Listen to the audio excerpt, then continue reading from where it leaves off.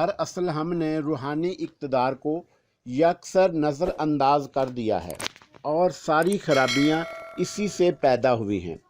खैर, ये बताएं कि आजकल आपकी मसरूफ़ियात क्या हैं। मैं असल मौजू पर आ गया। फ़िलहाल तो कोई ख़ास मसरूफ़ियत नहीं है, उसने जवाब दिया, लेकिन चंद दिन बाद शायद मुझे जॉब मिल जाएगी। दरअसल डॉक्टर अनवारुल हक साहब मुझ पर बहुत मेहरबान हैं, उन्होंने ही मुझे आपके पास भेजा था। इंशाअल्लाह कुछ ना कुछ ज़रूर हो जाएगा। खुदा करे आपकी तवक्का पूरी हो, मगर मैं कुछ और अर्ज़ करना चाहता था। मैंने उसे मैनीज़ केद अंदाज में मुस्कुरा कर देखा। जी फरमाइए, वो खुश अखलाक़ी से बोला। आप खुद अपना प्राइवेट क्लिनिक क्यों नहीं खोल लेते? मैंने अर्ज़ मुद्दआ से पहले राह हमवार की। अपना क्लिनिक ना खोलने के कई सबब हैं जनाब, उसने संजीदगी से कहा। मैं आप जैसे मुखलिस आदमी से झूठ बोलना नहीं चाहता। मैं किसी बड़े ख़ानदान का फ़र्द नहीं हूँ। बड़े ख़ानदान से मेरी मुराद रुपए पैसे से है। मुतवस्सत घराना है और वालिद और वालदा का इंतकाल हो चुका है। मेरे लिए भाई साहब ही कुछ हैं। उन्होंने मुझे ही पढ़ा लिखा कर इस काबिल किया कि मैं अपनी ज़िंदगी की दौड़ में शामिल हो सकूं। खुदा ऐसा बड़ा भाई सबको दे। बहरहाल उनकी ज़िम्मेदारियां हैं। मैं नहीं चाहता कि अब मज़ीद उन पर कोई बोझ डालूं। मेरी ख्वाहिश ये है कि अब उन ज़िम्मेदारियों को कम से कम कर दूं। इसी तकदो में लगा हूं और मुझे खुदा की ज़ात से उम्मीद है कि वह मुझे मायूस नहीं करेगी। तो मैं चंद लम्हे खामोश रहा, फिर बोला, इसका मतलब ये हुआ कि अगर आपको कहीं से इतनी रकम मिल जाए कि आप अपना क्लिनिक खोल सकें तो? जी नहीं, उसने दरमियान ही में मेरी बात कर दी। अव्वल तो ये कि मैं किसी के आगे हाथ नहीं फैला सकता, यानी कर्ज लेकर ये काम मैं नहीं कर सकता। दूसरी वजह यह है कि अपना क्लिनिक खोल लेना तो आसान है, मगर उसे चलाना इतना आसान नहीं। आप अपनी बात की वजाहत करेंगे? मैं समझा नहीं। क्लिनिक चलाने में क्या कबाहत है? बात यह है जनाब कि मरीज़ अमूमन मेरे जैसे नौजवान को बिल्कुल अनाड़ी समझते हैं। वो तजर्बाकार अफराद को तरजीह देते हैं। मैं उसकी एक मिसाल अर्ज़ करूं। मेरे ही कारीगर में से एक ने गोदी के करीब जो आबादी है गरीबों की, वहाँ अपना क्लिनिक खोला है। अभी कोई 1 महीना हुआ है। बंदा MBBS है और ज़हीन भी। उससे कुछ फासले पर एक बड़े मियाँ का क्लिनिक है, जो मेरी इल्म इत्तला के मुताबिक पहले एक डॉक्टर के कंपाउंडर होते थे। ना उनके पास मुनासिब तालीम है, ना डॉक्टर की डिग्री। क्या आप यकीन करेंगे कि मेरा कलेजा तो दिन भर मरीज़ों के इंतज़ार में सूखा रहता है और उन बड़े मियाँ के क्लिनिक पर मरीज़ों की भीड़ लगी रहती है। अब आप बताएं, ऐसी सूरत में क्या किया जाए? ये मतबूर मुतअज़्ज़िज़ पेशा भी लोगों की लाइल्मी के सबब दुकानदारी बन गया है। आए दिन ऐसे अनाड़ियों के हाथ लोगों की ज़िंदगी खतरे में पड़ी रहती है। केस बिगड़ जाता है तो मरीज़ को सरकारी अस्पताल का रास्ता दिखा देते हैं। कोई मरे या जिए उनकी बला से। ये कहकर डॉक्टर इम्तियाज़ खामोश हो गया। आप इसे नसीहत ना समझिएगा, मैं उसकी पूरी बात समझकर बोला। दरअसल इसकी बुनियादी वजह नाखवानदगी है। इस फ़िज़ा को आप ऐसे ही नौजवान बदल सकते हैं। ये मुमकिन नहीं कि हमारे मुल्क में एक दम ख्वानदगी की सतह बुलंद हो जाए, और इसमें बड़ा वक़्त लगेगा। और ये भी कि इस सिलसिले में हमें एसार और कुर्बानियों से काम लेना पड़ेगा। लोगों का शऊर रफ्ता रफ्ता ही बुलंद होगा। ऐसी सूरत में अगर आप जैसे समझदार नौजवान हिम्मत हार बैठेंगे तो हालात जूं के तूं रहेंगे। इन हालात को इसी वक्त बदला जा सकता है जब शर की जगह खैर आ जाए, बदी की जगह नेकी ले ले, बुराई की जगह भलाई अपने कदम जमा ले। ये काम एसार और कुर्बानियों का तालब है। इसके लिए हिम्मत और हौसले की ज़रूरत है। ये एक सर्द जंग है जो आपकी नस्ल को जीतना है। तो क्या आप सुपर डाल देना चाहते हैं?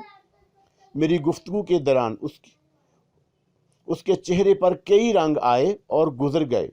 यकीनन मेरा असदलाल ने उस पर कुछ ना कुछ असर ज़रूर किया था। बल आखिर वो थकी थकी सी आवाज़ में बोला, आप ठीक कहते हैं, लेकिन फ़िज़ा क्योंकि खासी संजीदा हो गई थी, इसलिए उसके बोझलपन को दूर करने की खातिर मैंने मुस्कुरा कर कहा, लेकिन ये कि सामान जंग कहाँ से आएगा? गालबन आप यही कहना चाहते होंगे। वो भी मुस्कुराया। आप ठीक समझे। मेरा जो मुद्दा था उसके लिए अब फिजा हमवार हो चुकी थी। मैंने आहिस्तगी से अपनी वास्कट की अंदरूनी जेब में हाथ डाला। बड़े नोटों की एक गुड्डी मैं इसी गरज से अपने साथ लाया था। वो 10,000 रुपये थे। मैंने नोटों की गुड्डी उसकी तरफ बढ़ा दी और फिर उससे पहले कि वो कुछ कहता मैं बोला, ये कर्ज़े हंसना है, इस पर कोई एहसान नहीं। जब आपके पास हों वापस कर दीजिएगा। मैं वापस लेने से इनकारी नहीं करूँगा। नहीं जनाब, ये कैसे हो सकता है। अब मैं इतनी बड़ी जिम्मेदारी का खुद को अहल नहीं समझता। मैंने जोर देकर कहा, तो इसे बड़े भाई की तरफ से छोटे भाई के लिए हदिया समझ लीजिए और रख लीजिए, वरना मैं समझूंगा कि आपको मेरे खलूस पर शुबा है। मैंने जोर देकर कहा। वो शरीफ नफ्स नौजवान बड़ी मुश्किल से राम हुआ। फिर मैंने उसे अपने नए मकान का पता बताया और वह उठने लगा तो उसने बगैर चाय पिलाए मुझे ना उठने दिया। जब वो मुझे रुखसत कर रहा था तो उसकी आंखों में ममनूनियत के आंसू थे और सर झुका हुआ था।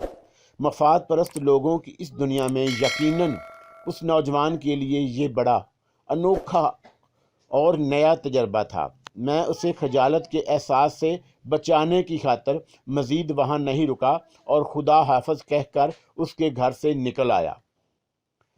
तस्वीर का ये एक रुख था और अब मैं तस्वीर का दूसरा रुख देखने जा रहा था। अब मुझे अपने साबका शरीके कार नसीरुद्दीन से मिलना था। डॉक्टर इम्तियाज़ अगर नेकी की अलामत था तो नसीरुद्दीन बदी का शाहकार।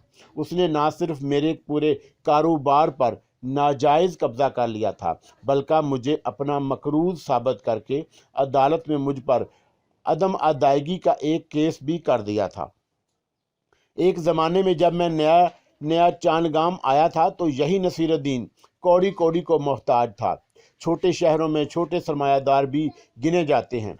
किसी से उसे मेरे बारे में इल्म हुआ कि मैं पैसे वाला आदमी हूँ। खुद ही आकर मिला और मुझे अपनी आप बीती सुनाई।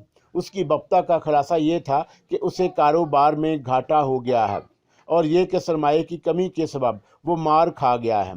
अगर मुनासिब सरमाया हो तो सारे के वारे के न्यारे हो सकते हैं। उसने मेरे सामने कई तजावीज़ रखी जिनमें से एक मुझे पसंद आ गई। मेरा मसला ये था कि मैं अपनी आमदनी के असल ज़रिए को छुपाना चाहता था। कम अज़ कम इस नए शहर में मुझे ये शोहरत नहीं करना था कि मेरा हमजाद मेरे काबू में है। दुनिया दिखावे के लिए मुझे ना कोई कारोबार करना ही था। नसीरुद्दीन चाय की बरामद में दिलचस्पी रखता था। इसकी बातों से मैंने अंदाज़ा लगा लिया कि वो वाकई इस सिलसिले में तजर्बा रखता है और पैसा ना होने की वजह से पिट रहा है। ये मसला असूल है कि बड़ी मछली छोटे मछली को खा जाती है। जिन लोगों के बड़े कारोबार थे वो नसीरुद्दीन को भंपड़े नहीं दे रहे थे कि कहीं कल को यही शख्स उनके मद्दे मुकाबल ना आ जाए। मैंने उससे दरियाफ़त किया कि कितना बुनियादी सरमाया चाहिए। उसने 5 लाख की रकम का बताया।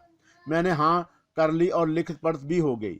इब्तिदा में 2-4 दफ़ा मैं उस जगह गया जहाँ उसने अपना दफ्तर कायम किया था।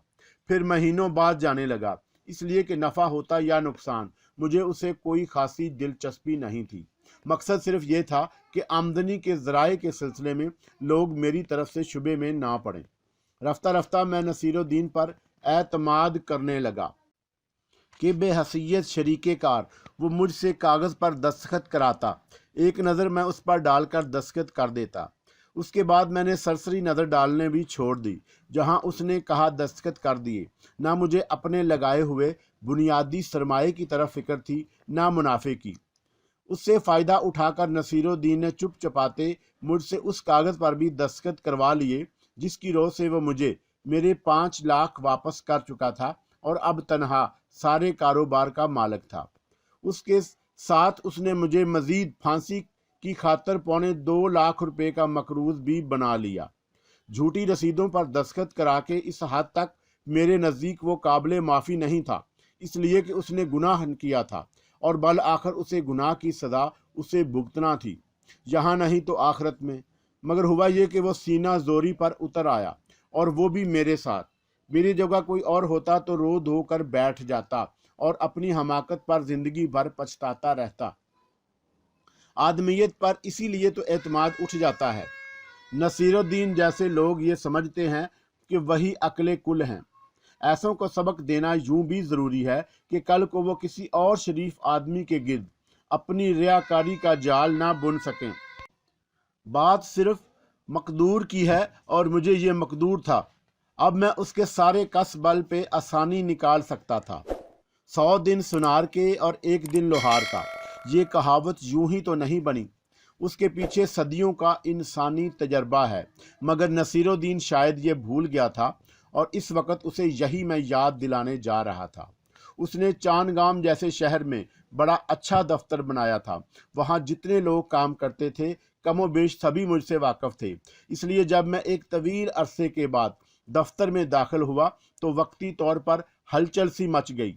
शायद बदले हुए चेहरे के सबब वो ये समझे थे कि मैं उनके साबिक मालिक का बेटा हूँ। नसीरुद्दीन गालिबन पूरे स्टाफ को ये बावर करा चुका था कि वो अब वही तनहा सारे कारोबार का मालिक है और मेरा इस फिल्म से कोई ताल्लुक नहीं। ये बात मुझसे किसी ने कही तो नहीं, लेकिन लोगों के चेहरों और रवैयों से मुझ पर हकीकत रोशन हो गई। कोई एक शख्स भी मेरे लिए कुर्सी छोड़कर खड़ा नहीं हुआ और ना ही किसी तपाक का मुजाहरा किया। नसीरुद्दीन पहले से अलग कमरे में बैठा था। मुझे ये ज़रूरत पेश नहीं आई कि उसे अपनी आमद से मतला करवाता। उसके किसी मसाहब ने उसे खबर कर दी थी। वो अपने अखलाक का मुजाहरा करने की खातिर खुद ही अपने कमरे से निकल आया। आदाब, आप खालबन शेख साहब के फर्जंद हैं, तशरीफ़ लाइए। वो मेरे करीब आकर बोला, अपने कमरे की तरफ इशारा किया। आपने कैसे जहमत की? अभी कमरे में चलकर अर्ज़ करूँगा। ये कहता हुआ मैं उसके साथ कमरे में चला गया। मेरी आवाज़ सुनकर वो चौंका ज़रूर था, मगर कुछ नहीं बोला। कमरे में पहुंचकर वो अपनी रिवाल्विंग चेयर पर बैठ गया और अपने सामने रखी हुई फाइलों को एक तरफ सरकाते हुए बोला, बैठे। मैं उसके मुकाबल वाली कुर्सी पर बैठ गया। मेरे और उसके दरमियान मेज़ थी। असल गुफ्तगू शुरू करने से पहले मैंने उससे कहा, नसीरुद्दीन, मुझे तुमसे खिलवत में कुछ बात करना है, इसलिए ये बेहतर है कि तुम अपने चपड़ासी को बुलाकर हदायत कर दो इस दौरान में कोई अंदर ना आए। मेरे बदले हुए चेहरे पर ना जाओ, मैं शेख करामत ही हूँ। लम्हा भर को उसके चेहरे पर उलझन के आसार नजर आए। फिर उसने कहा, अगर वाकई ऐसा भी है तो मैं इस वक्त ज़रा कुछ मसरूफ़ हूँ, काम बहुत है आजकल। क्या यह मुमकिन नहीं कि आप किसी और वक्त आ जाएं? ठहरें, मैं अपनी डायरी देखता हूँ। ये कहकर वो टेबल के कैलेंडर के वर्क उल्टने लगा। मैं उसकी हमाकत और भूंडी अदाकारी पर मुस्कुरा ही सकता था, सो मुस्कुरा रहा था। हाँ, ये वेट ठीक है। वो जैसे खुद से बातें कर रहा था। मैं लिख लेता हूँ यहाँ आपका नाम। वो कलम उठाकर लिखने लगा। शाम 4 और 5 के दरमियान परसों आ जाइए। दरअसल काम इतना बढ़ गया है कि एक लम्हे का हिसाब रखना पड़ता है। ठीक है ना? उसने अपने पूजा चेहरा ऊपर उठाया और अंदर गोश्त में धंसी हुई छोटी छोटी सी अय्यार आंखों से मुझे देखा। ये ठीक कहते हो तुम नसीरुद्दीन, को बहुत मसरूफ़ आदमी हो तुम। वक़्त भी नहीं है तुम्हारे पास, मगर दरीना दोस्तों के लिए तो वक़्त निकालना ही पड़ता है। आज ही बात हो जाए तो अच्छा है। काम तो ज़िंदगी भर का है, करते रहना। मैं पुरस्कून आवाज़ में बोला। ये इसलिए भी कह रहा था कि गया वक़्त फिर हाथ नहीं आता। मैं तुमसे मुसाहलत की बात करने आया था। मेरे तुम्हारे दरमियान जो रंजिश ख्वाम-ख्वाह पैदा हो गई है वो ख़त्म होनी चाहिए। ये कोई अच्छी बात तो नहीं है। मैं उसे खिला रहा था। देखिए शेख साहब, माफ़ कीजिएगा, मसालहत का वक़्त अब गुजर चुका है। मेरे आपके दरमियान मुकदमे बाजी चल रही है। अब फैसला अदालत करेगी। अगर आप इसी सिलसिले में बात करने आए हैं तो फजूल है। बेकार अपना और मेरा वक़्त ज़ाया करने से कोई फ़ायदा नहीं। ये मेरी शराफत है कि आपसे दरीना ताल्लुकात के सबब मैंने इज्जत ही के साथ यहाँ अपने कमरे में बिठा लिया, वरना मेरी जगह कोई और होता तो आपको इस कमरे में ही नहीं दफ्तर में भी घुसने ना देता। नसीरुद्दीन का फितरी घटियापन ज़ाहिर होने लगा। खैर, ये तो तुम्हारा एहसान है नसीरुद्दीन, और इस एहसान को मेरी आने वाली कई नस्लें याद रखेंगी, मगर इसके बावजूद अभी बात और उसी वक़्त होगी। मेरा लहजा बदलने लगा। कोई ज़बरदस्ती तो नहीं है। वो अय्यारी से मुस्कुराया। मैं चाहूँ तो अभी आपको यहाँ से निकलवा सकता हूँ। गलतफहमी है तुम्हारी यार, मैं हंस पड़ा। तुम्हारे अब्बा हजूर किबला भी मुझे यहाँ से जाने पर मजबूर नहीं कर सकते। शेख साहब देखें, आप मेरे बाप तक पहुँच रहे हैं और मैं ये हरगिज़ बर्दाश्त नहीं कर सकता। चले जाएं यहाँ से, वरना मैं चपड़ासी से धक्के दिलवा कर आपको दफ्तर से निकलवा दूंगा। गुस्से की वजह से उसका फूला हुआ चेहरा मजीद फूल गया। फिर ये भी ना भूलो कि तुम खुद इस बदले हुए चेहरे के साथ शेख करामत साबित नहीं कर सकते। तुमने यकीनन किसी गैर मुल्क जाकर प्लास्टिक सर्जरी कराई है और इस तरह खुद अपने लिए गड़ा खोद लिया है। वो बेअदबी पर उतर आया। गड़ा तो मैंने तुम्हारे लिए खोदा है नसीरुद्दीन, बस इस वक्त तुम इस गड़े में धक्का देने आया था और तुम मुझे ऐसा करने से रोक नहीं सकते। ये कहकर मैं उठा और पलटकर अंदर से दरवाज़ा बंद कर दिया। क्या कर रहे हो तुम? वो खौफजदा सी आवाज़ में चीखा। मैं अभी पुलिस को फ़ोन करता हूँ। ये कहकर उसने एक तरफ रखे हुए टेलीफोन सेट की तरफ हाथ बढ़ाया। मैं लपक कर उसके पास पहुँच गया।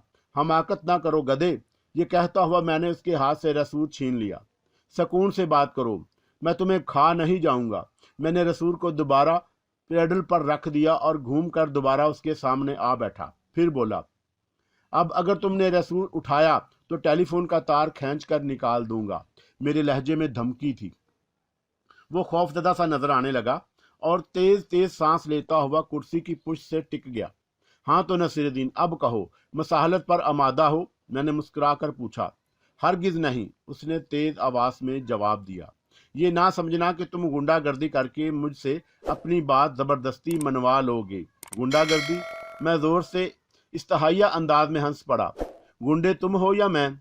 तुम कर रहे हो गुंडागर्दी, मैं तो शराफत से बात कर रहा था। मगर शराफत से तुम्हारा ताल्लुक कहीं दूर दूर तक नहीं है, क्योंकि तुम इंतहाई कमीने और जलील आदमी हो, एहसान फरामोश हो। तुम फिर हद से बढ़ रहे हो। वो तो मैं बढ़ूंगा और तुम्हें बर्दाश्त करना पड़ेगा। कोर्ट में बात करना, कोर्ट में। कोर्ट शुरफा के लिए होती है, तुम जैसे बदमाशों और जेल साजों के लिए नहीं। तो फिर जेल साज साबित कर दो ना मुझे अदालत में। यहाँ गुंडागर्दी करने क्यों आ गए हो? तुम्हें जेल साज साबित करने के लिए खुद तुम्हारा ज़मीर काफ़ी है। इसके लिए मजीद किसी सबूत की ज़रूरत नहीं। नसीरुद्दीन, मेरे लहजे में इंतहाई चुभन थी। ज़मीर और बेज़मीरी की बात कमज़ोर लोग करते हैं। कोई और पर बस नहीं चलता तो ज़मीर की रट लगाने लगते हैं।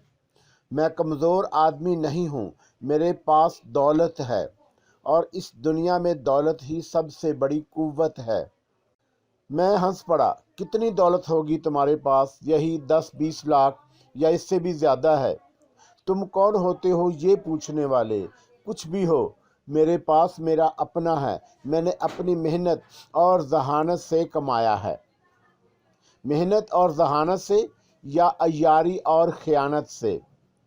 भौंके जाओ कुछ भी, मुझे इन बातों पर कोई असर नहीं होगा, इसलिए कि तुम चिकने खड़े हो, कमीनगी की इंतहा पर पहुंच चुके हो और अपना वो वक्त भूल चुके हो जब कौड़ी कौड़ी को मोहताज थे और मेरे पास आकर घगयाए थे कि बड़े कारोबारियों ने तुम्हारी नाक में नकेल डाल दी है, तुम्हें सरमाया चाहिए। भूल गए अपनी औकात। मैंने उसे घूरा। कोई एहसान नहीं किया तुमने मुझ पर, बराबर के शरीक थे तुम। फिर क्या हुआ बोलो? तुमने उस शरीके कार को, अपने ही मौसन को, जिसने बुरे वक्त में तुम्हारा साथ दिया था, फ्रॉड करके 9-2-11 कर दिया। इसी को जहानत कह रहे हो तुम? मैंने तुमसे कोई फ्रॉड नहीं किया, वो ढटाई से बोला। जो फ्रॉड करते हैं खुद टाल कर अदालत नहीं जाते, जहां दूध का दूध और पानी का पानी हो जाता है। ड्रामा खूब बोलते हो तुम। अगर किसी नाटक कंपनी में होते तो अच्छा कमा खाते। मस्खरे का किरदार तुम पर अच्छा जचता। मैंने फिर उसका मजाक उड़ाया। तुम्हारी सूरत देखकर ही हंसी आने लगती है। चलते हो तो लगता है कोई बड़ी सी फुटबॉल लड़क रही हो। इस पर कपड़े ऐसे पहनते हो कि मालूम होता है ढोलक पर गिलाफ चढ़ा दिया गया हो। ये कहकर मैं हंसने लगा। ज़्यादा दांत निकालने की ज़रूरत नहीं। वो एक बार फिर गर्म हो गया। तुम्हें मेरा मजाक उड़ाने का कोई हक नहीं। चलते फिरते नजर आओ, इसी में बेहतरी है तुम्हारी। मैं तुम्हारी बातों में आने वाला नहीं हूँ। मैं तो तुम्हें गैरत दिला रहा था। मेरा ख्याल था कि शायद शराफत की कोई चुंगारी तुम्हारे नापाक वजूद में अब भी बाकी रह गई हो। नापाक वजूद होगा तुम्हारा। शराफत की बात बुज़दिल करते हैं और मैं बुज़दिल नहीं हूँ। कैसी शराफत, कैसी मसालहत। तुमने कारोबार में जो रकम लगाई थी वापस ले ली, और हमारे दरमियान तहरीरी मुआहदा ये था कि जब मैं तुम्हारी रकम वापस कर दूंगा वो तहरीरी मुआहदा मनसूख तसव्वुर किया जाएगा। अब किस बात का रोना रो रहे हो?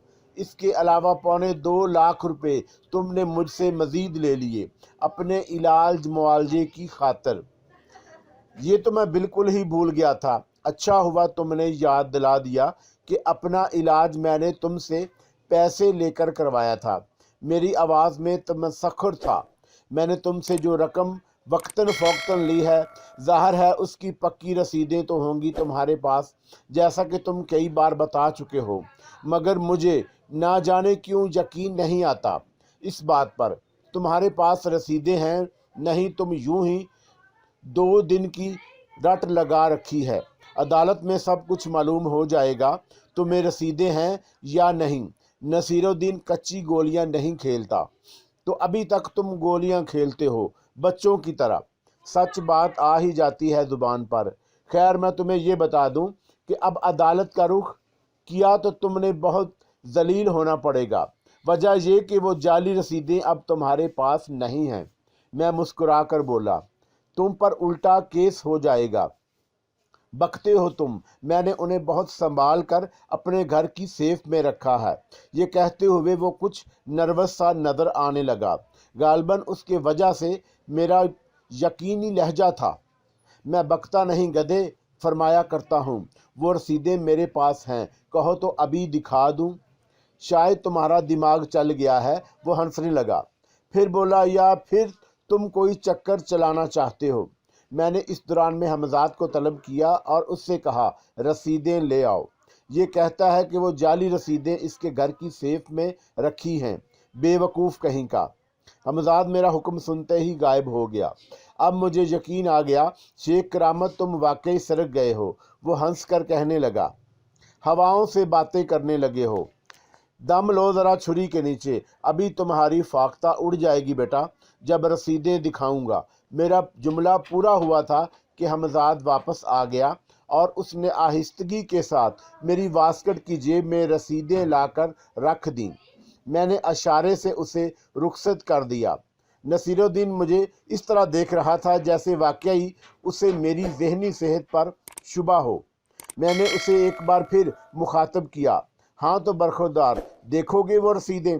इससे पहले कि वो मज़ीद कुछ कहता, मैंने अपनी वास्कर की जेब से हाथ डालते हुए कहा, ये हैं वो रसीदें। मेरा हाथ वास्कर की जेब से बाहर आ गया। नसीरुद्दीन के चेहरे पर इस वक्त ज़लज़ले के आसार थे। जब मैं रसीदों के तुम्हें खोल कर उसे दिखा रहा था, उसे जैसे अपनी बसारत पर यकीन नहीं आ रहा था। वो 7.25 लाख रुपए की रसीदें थीं और उन पर अस्टाम्प भी लगे हुए थे। नसीरुद्दीन के लिए गोया वो 7.25 लाख रुपए थे। मैंने महसूस किया कि उसके चेहरे का रंग बदल गया है। दूसरे ही लम्हे उसने तेज़ी के साथ झुककर अपनी मेज़ की एक दराज खोली और फिर मुझे उसके हाथ में रिवाल्वर नज़र आया। शेख करामत, ये रसीदें मेरे हवाले कर दो वरना गोली मार दूंगा। वो मुझ पर रिवाल्वर तान कर किसी सांप की तरह फुंकारा। चलो अच्छा हुआ तुम्हारा ये रूप भी नज़र आ गया कि तुम दौलत की खातिर किसी को कत्ल भी कर सकते हो। मैंने इंतहाई पुरस्कून लहजे में कहा और हमजाद को दोबारा तलब कर लिया। रसीदें फेंक दो मेज़ पर। वो मेरी बात को नज़रअंदाज करता हुआ बुलंद आवाज़ में बोला, मगर दूसरे ही लम्हे रिवाल्वर उसके हाथ से निकल चुका था। हमजाद ने उससे रिवाल्वर छीन कर मुझे थमा दिया और एक तरफ खड़ा हो गया। अब मेरे एक हाथ में रिवाल्वर था, दूसरे में रसीदें। रिवाल्वर इतनी तेज़ी के साथ उसके हाथ से निकलकर मुझ तक पहुंच गया कि शायद नसीरुद्दीन कुछ समझ ही नहीं सका। एकदम हवा हो गया। अब उसके चेहरे पर इंतहाई हैरत और खौफ के तासरात थे। अब मैं तुम्हें गोली मार दूं तो मैंने रिवाल्वर उसकी तरफ सीधा कर लिया। नहीं, वो तकरीबन चीख उठा, गोली ना मारना, मुझे रसीदें नहीं चाहिए। क्यों, रसीदों के बगैर केस कैसे लड़ोगे? मैं चुभती हुई आवाज़ में बोला। केस वापस ले लूँगा मैं। वो घघियाने लगा। नहीं, रसीदें तो मैं तुम्हें ज़रूर दूंगा। ये कहकर मैंने रसीदें उसकी तरफ फेंक दी। वो हैरत से कभी मुझे और कभी अपने सामने पड़ी हुई रसीदें देखने लगा। उठाकर देखो इन्हें, ये वही रसीदें हैं जो तुमने अपने घर की सेफ में रखी थी। मुझे यकीन है शेख साहब। उसकी आवाज़ कांप रही थी। अच्छा, तो मैं फिर शेख साहब हो गया। लफ्ज़ साहब पर मैंने जोर दिया और मुस्कुराने लगा। फिर एकदम मेरा लहजा तब्दील हो गया। रसीदें उठाओ वरना। मैंने रिवाल्वर को हरकत दी। उठा रहा हूँ। वो लर्जने लगा। खुदा के लिए गोली ना चलाइए। फिर जब वो झुककर मेज से रसीदें उठा रहा था तो उसका हाथ कांप रहा था। उस वक़्त मेरे जहन में एक ख्याल आया। मैंने उससे सवाल किया, वो मुआहदा भी तुम्हारी सेफ में है जो तुमने मुझसे लिखवाया था, शराकत का मुआहदा? जी हाँ शेख साहब, उसने जवाब दिया। और उसी वक़्त कमरे के दरवाजे पर दस्तक हुई। कौन है? कोई भी हो, कह दो कि तुम इस वक़्त किसी से मिलना नहीं चाहते। मैंने उसे हुक्म दिया। उसने बुलंद आवाज़ में मेरा हुक्म दोहराया। मैंने दरवाजे से कदमों की चाप दूर होते सुनी। हल्की सी खटखट की आवाज़ से मैंने अंदाज़ा लगाया कि दरवाजे पर दस्तक देने वाली कोई लड़की होगी। दफ्तर में अब नसीरुद्दीन ने लड़कियों का अजाफा भी कर लिया था जिन्हें मैंने आते हुए देख चुका था। अभी बैंक का वक़्त है, तुम्हारे अकाउंट में कितने रुपए हैं? मैंने कुछ सवाल सोचते हुए सवाल किया। फिर सख्त लहजे में बोला, झूठ ना बोलना, मुझे ठीक है इल्म नहीं। अपने अकाउंटेंट से पूछने की ज़रूरत नहीं। मैंने उसकी बात काट दी। मैं खुद मालूम कराए लेता हूँ। अभी तक यही करीबी ब्रांच में है ना तुम्हारा अकाउंट?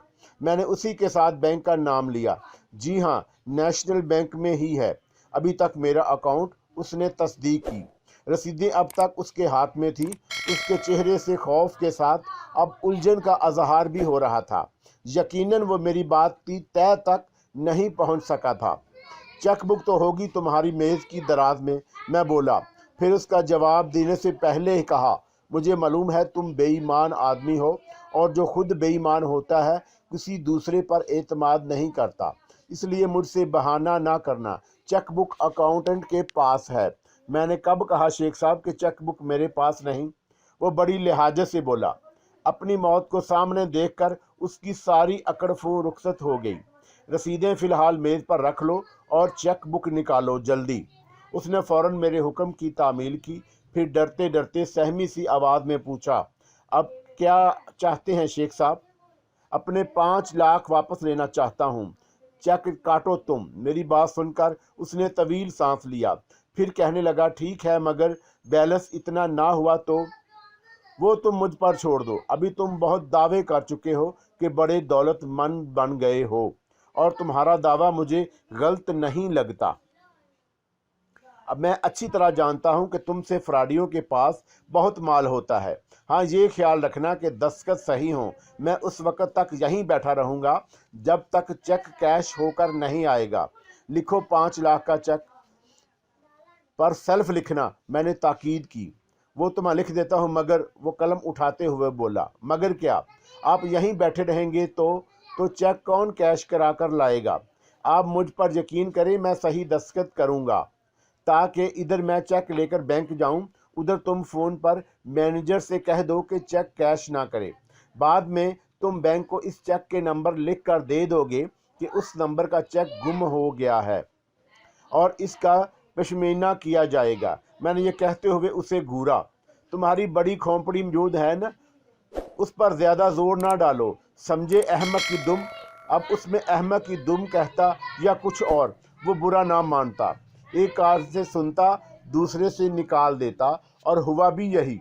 वो बुरा मनाए बगैर नरमी से बोला, शेख साहब, मुझे एतराफ़ है कि मैंने आपके साथ बुरा सलूक किया और ये कि मैं बहुत बुरा हूँ, मगर अब आपके साथ कोई धोखा नहीं करूँगा। आप कहें तो बड़ी से बड़ी कसम खाने को तैयार हूँ।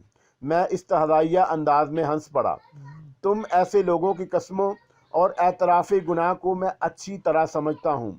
तुम कुत्ते की दुम की तरह होते हो जिसे 12 साल भी जिसे 12 साल भी किसी नलकी में रखा जाए तो टेढ़ी की टेढ़ी ही रहेगी।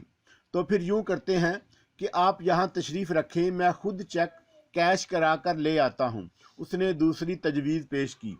चेक कैश करा कर लाओगे या पुलिस को साथ लेकर आओगे? आप तो किसी तरह मान ही नहीं रहे, और अगर हम दोनों ही यहीं बैठे रहे तो फिर चेक कौन? हाँ वाकई ये बात तो है। मैं इस तरह चौंक कर बोला जैसे पहले ये बात मेरे जहन में ना आई हो। मैं उससे दानिस्ता खेल रहा था। अब आई बात आपकी समझ में? वो फीके से अंदाज में मुस्कुराया। मैं एकदम उस पर नाराज़ हो गया। दांत बंद कर गामड़ आदमी, चला मुझे पट्टी पढ़ाने। अबे क्या तेरा कोई आदमी चेक कैश करा कर नहीं ला सकता? ये बात तो मैं भूल गया था शेख साहब। उसका चेहरा तारीक हो गया। पल पल में वो गिरगिट की तरह रंग बदल रहा था। चेक लिखकर जल्दी से मैं बदस्तूर सख्त लहजे में बोला, देर की तो खोपड़ी में सुराख कर दूंगा। तेरे अब्बा जी का माल नहीं था जो तू पी जाता। चुपचाप अपने ही रकम वापस ले रहा हूँ। इस पर तो इस कदर कमीनगी दिखा रहा है। कुछ देर तो मेरे नरम रवैये से उसके चेहरे पर जो ज़रा सी रौनक आ गई थी वो फिर ख़त्म हो गई। वो खामोशी से सर झुकाकर चेक लिखने लगा। चेक लिखने के बाद उसे चेक बुक से फाड़कर वो मुर्दा सी आवाज़ में बोला, अकाउंटेंट को बुला लूँ? वो चेक कैश करा लाएगा। मैंने कहा, तुझसे अकाउंटेंट को बुलाने के लिए? मैंने आंखें निकाली। उसने सर झुका लिया। इधर दे चेक। मैंने हाथ बढ़ाया और उसने मुझे चेक थमा दिया। रिवाल्वर अब भी मेरे हाथ में था। चेक पर एक नज़र डालकर मैंने हमजाद को इशारा किया। जवाब में खामोशी से एक तरफ खड़ा होकर सारा तमाशा देख रहा था। मैंने दानिस्ता चेक लेकर अपने बाएं हाथ मेज़ के नीचे कर लिया। हमजाद से मुझे कुछ कहने की ज़रूरत नहीं थी। उसने मुझसे चेक ले लिया। वो यकीनन समझ चुका था कि मैं क्या चाहता हूँ। जब वो मुझसे चेक लेने के लिए झुक रहा था तो मैंने आहिस्ता से आवाज़ में उससे ये भी कह दिया कि नसीरुद्दीन के घर के सेफ से मुआहदा भी लेते आना। मेरा अंदाज ऐसा था जैसे मैं गुस्से में बड़बड़ा रहा हूँ। उसकी वजह ये कि मैं बेसबब अपनी पुरस्कार कुव्वतों की शोहरत नहीं चाहता था। हमजाद चेक लेकर चला गया तो मैं नसीरुद्दीन को एक बार फिर हैरान कर दिया। मैं बोला, ये जाली रसीदें खुद अपने ही हाथ से जला दो, मेरे ही सामने। मुझे इल्म था कि वह सिगरेट पीता है और उसकी मेज़ पर खूबसूरत सिगरेट केस रखा है, उसमें लाइटर भी होगा। मेरा हुक्म सुनकर वो चंद लम्हे खौफजदा सा साकत बैठा रहा, और फिर जब मैंने दोबारा डांट पलाई तो सहम कर बोला, शेख साहब यहाँ कहीं आग ना लग जाए। अगर चाहोगे तुम खुद तो ज़रूर आग लग जाएगी, वरना ये काम इतना मुश्किल नहीं। अपने बदगोश्त को इसे घूमने वाली कुर्सी से उठाओ, रसीदें और लाइटर हाथ में लो और इधर कोने में मेरी तरफ मुंह करके ये कारे खैर अंजाम दे लो। मेरे लहजे में गहरा तंज था, बल आखिर उसे मेरे हुक्म की तामील करना ही पड़ी। कुर्सी से उठकर कोने की तरफ जाते हुए उसकी टांगें कांप रही थी। दरअसल वो अंदर से इतना ही बुज़दिल था, और वही क्या, हर बेईमान आदमी अंदर से बुज़दिल ही होता है। जाली रसीदें जलाकर वो दोबारा अपनी कुर्सी पर आ बैठा तो इस तरह हाँफने लगा जैसे कई मील का सफ़र करके आया हो। सुनो नसीरुद्दीन, आज के बाद से मेरा और तुम्हारा कोई ताल्लुक नहीं रहा। मैंने कहा, मगर मुआहदा? वो हाँफते हुए कहने लगा, उसे भी अभी तुम्हारे ही हाथे जलवा दूंगा, पहले मेरी रकम वापस मिल जाए। सुनो बेवकूफ़ आदमी, मैं तुमसे ज़बरदस्ती 5 लाख वसूल ना भी करता तो मेरी सेहत पर कोई असर ना होता, मगर ये 5 लाख तुम ऐसे कमीनों के पास छोड़ देना शराफत से बैद है। तुम जो दौलत की सबसे बड़ी ताकत समझते हो, तुम्हें ज़िबा करने के लिए यही हथियार इस्तेमाल होना चाहिए। बेईमानी से हजम किए हुए इन रुपयों को तूने अपनी मलकियत समझ लिया होगा, इसीलिए उनकी वापसी पर तुम बहुत तड़पोगे, ये मुझे मालूम है। अपनी रकम वसूल कर लेने का एक सबब ये भी है रहा ये कि इस पैसे से तुमने मज़ीद कितना माल बनाया, उससे ना मुझे पहले सरोकार था ना अब है। तुमने अपनी दौलत में अजाफे की खातर यकीनन हेरा फेरी भी की होगी, हलाल रोज़ी में हराम को भी शामिल किया होगा। इसका जवाब खुदा के सामने होगे, मैं नहीं। मुझे तुम्हारी इस हराम की कमाई से कोई गर्ज नहीं। तुम्हें अपनी कब्र में सोना है, मुझे अपनी कब्र में।